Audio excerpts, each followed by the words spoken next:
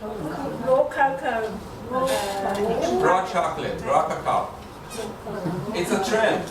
It's a trend that was started in the US by people who want to sell a stimulant to unsuspecting people who obviously like to get addicted to those stimulants and would like to believe that it's good for them.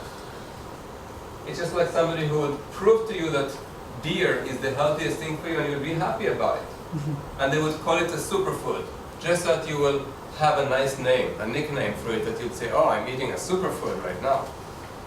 So there are quite a few of those superfoods that she has named, like raw cacao, and goji berries, and maca root, and microalgae like the super blue-green algae, etc.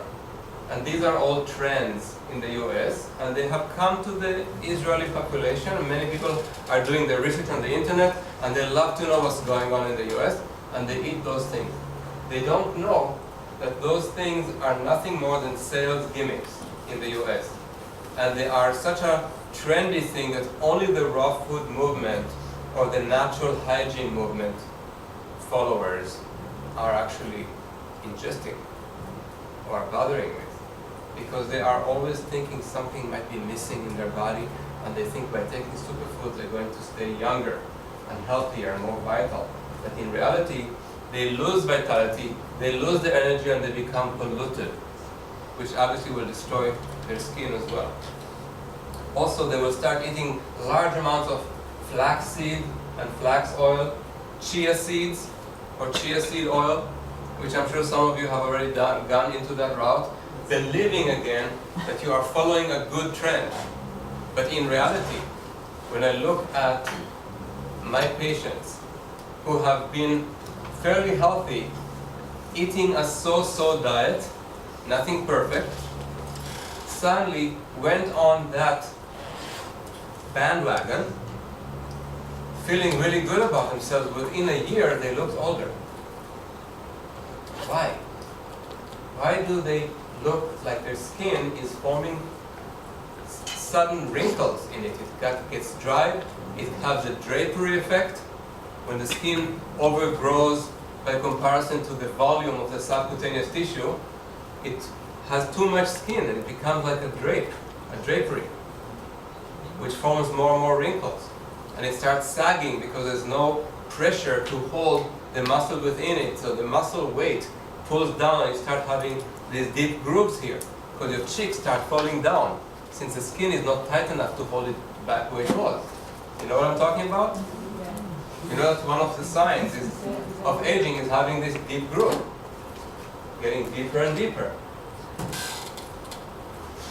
Why did they have that? Some of them perhaps moved to a warmer climate, because a part of going with the trend is to shift your climate to something warmer, like going to Phoenix, Arizona, or other dry desert places where you're not going to suffer through the northern winters of the US. As soon as they do that, because they have lost protection, and I'll tell you in a minute what I mean by that, they lost protection of the skin. As soon as they are exposed to a lot of sun and dryness, the skin collapses because it's the last straw. But even if they didn't go that far, even if they stayed within the cold, typical climate of northern United States, many of them start having an aging, sagging, dry and wrinkly skin because of the free radical damage that derives from eating all those highly polyunsaturated fats that they thought were good for them, like flax oil and chia seed oil. Those are omega-3 oils. And you would like to think that omega-3 is good for you, and it is if it is stable. But if it is rancid, it will destroy your skin because it will incorporate itself into your subcutaneous tissue, which is fat. Oil dissolves in oil. You get those oily, unstable molecules, fatty acids that are omega-3 fatty acids. They become rancid as soon as they're exposed to your own body's heat, oxygen, and before you get into your body, they're exposed to light, which leads them to become free radicals. They get incorporated, because they're still fat soluble, into your subcutaneous fat, and once they are within it, they cause a chain reaction of free radicals that are formed within the subcutaneous fat, so the entire skin is now padding, or is padded by rancid fat. Those rancid molecules, or free radicals, are bombarding the dermis directly. The dermis is where you are forming your skin. The dermis is where the skin layers that are alive, where they are replicating and gradually forming additional layers until finally you get to the epidermis, which is mostly dead keratinized cells, very thin and flat, squamous cells they're called. Those squamous cells are not so alive. They depend entirely on what's happening with the living cells in your dermis. And the living cells of the dermis are directly affected by free radicals in the subcutaneous fat.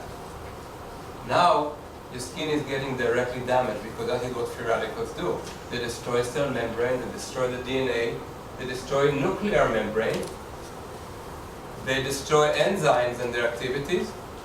No wonder your skin starts aging when you eat these oils that somebody told you are the trendy thing to eat, because they are superfoods.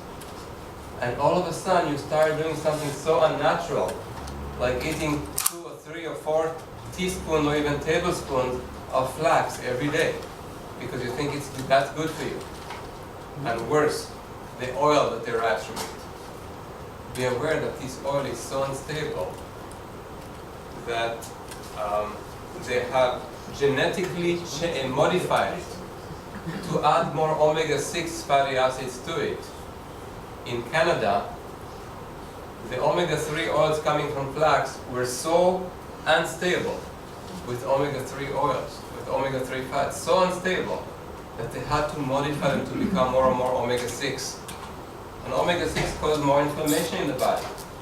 So you're thinking you're getting omega-3, but you're getting a lot more omega-6 than you bargained for, which is more stable, therefore it becomes more worthy of human consumption. If you get omega-3 from flax oil, it's not for human consumption. They cannot even sell it because it goes so rancid so fast. What is the best way to prevent you from knowing that it went rancid? To roast it. When you roast it or bake it or cook it in high temperature, you would lose the taste of rancidity. And you will think it's okay. It will taste good now, but it's still rancid, as bad as before. That is why you should never just look at the list of ingredients in the food you buy. You should imagine in your own smart mind what those foods have been through after they put the ingredients together. Have they baked it?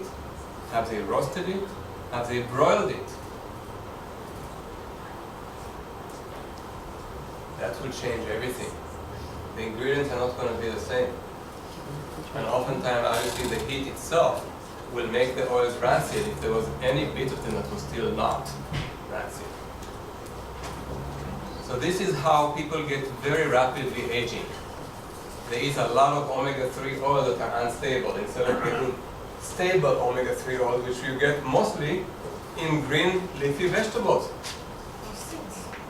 Green leafy vegetables, those are stable.